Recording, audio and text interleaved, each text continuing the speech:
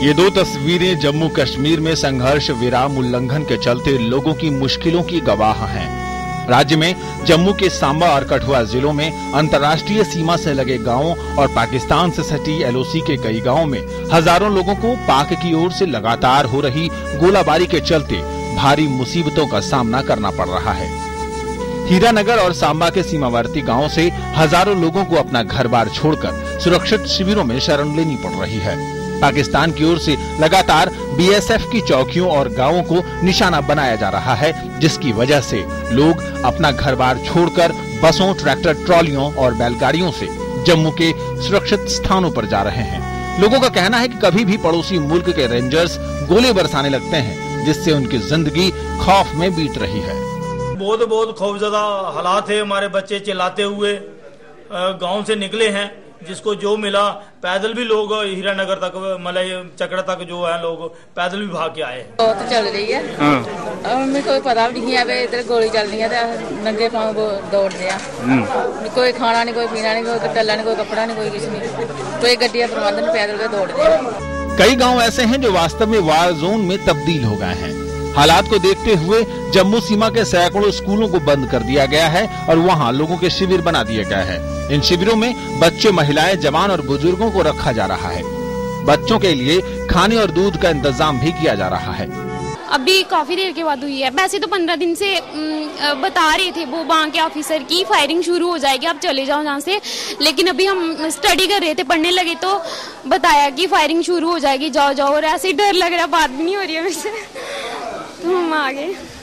स्थानीय अधिकारी भी हालात पर नजर रखे हुए हैं और लोगों को सुरक्षित स्थानों पर भेजने में पूरी मदद कर रहे हैं। राज्य के मुख्यमंत्री उमर अब्दुल्ला ने प्रशासन को गोलीबारी का शिकार हो रहे लोगों की जान की सुरक्षा के लिए जरूरी कदम उठाने को कहा है। जम्मू के जिलों के अधिकारियों के साथ बैठक में उमर ने आदेश दिया है कि इन लोगों के लिए खाने, रहने, आने जाने, दवाइयों और पीने के पानी की पर्याप्त आपूर्ति की जाए। जम्मू, सांबा और कठुआ में अब तक 24 अस्थायी शिविर बनाए गए हैं, जहां 7000 से ज्यादा लोग शरण लिए हुए हैं। जानवरों के लिए भी अलग अस्थायी शिविर के आदेश दिए गए हैं। रहने सहने, उनके खाने पीने के बंदोबस्त की बात है, चाहे उनके जो माल मवेशी है उनका जो देखभाल करने की बात है, सबके बारे में जो एक डिटेल हर रोज डिस्कशन होता है। अभी आपके आने से पहले डिविजनल कमिश्नर साहब ने यहाँ सभी डिपार्टमेंट्स के लोगों को बुलाया, हमने उनके साथ में सारी डिटेल जो है वो डिस्कस की। मेडिकल टीम्स सभी इन एरियाज में जितने भी सब सेंटर्स हैं और जितने भी कैंप्स लगाए हुए हैं उनमें सब में medical teams round the clock वहाँ पे रहती है। सरकार की तरफ से कुछ कैंप्स इस्टेब्लिश किए गए हैं, जो ज़्यादातर जो गवर्नमेंट बिल्डिंग्स हैं, स्कूल्स हैं, कॉलेजेस हैं, कम्युनिटी हॉल्स हैं, उसमें इस्टेब्लिश किए गए हैं। जम्मू डिस्ट्रिक्ट में इस समय 10 कैंप चल रहे हैं, जिसमें करीब 3000 लोग हैं। सांबा डिस्ट्रिक्ट में 7 कैंप चल रहे हैं, जिसमें करीब 2000 लोग हैं, और उसी तरह से कठुआ डिस्ट्रिक्ट में छोटे छोटे 16 कैंप चल रहे हैं, जिसमें भी करीब 2000 लोग हैं। कई दिनों से जारी पाकिस्तानी गोलाबारी अब और क्षेत्रों में फैल गई है। गोलाबारी से कई लोगों की मौत हो चुकी है और अब तक 70 लोग घायल हो चुके हैं। लोगों का जम्मू और आसपास के इलाकों में इलाज चल रहा है। दर्जनों पशुओं के मारे जाने और कई घरों के ढहने की खबरें हैं। लोगों की मांग है कि पाकिस्तान को उसी की भाषा में जवाब दिया जाना चाहिए।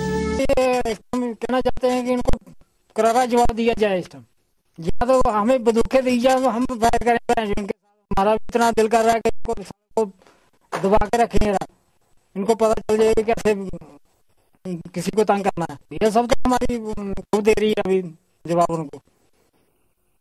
बार बार सीमा पर संघर्ष विराम का उल्लंघन और ताजा गोलाबारी की घटनाओं के बाद ये सवाल उठने लगता है कि क्या दोनों देशों के बीच लगभग 12 साल पहले अमल में आए संघर्ष विराम समझौतों के कुछ मायने बचे हैं।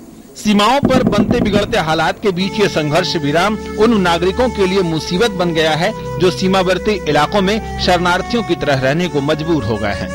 News night desk, DD news.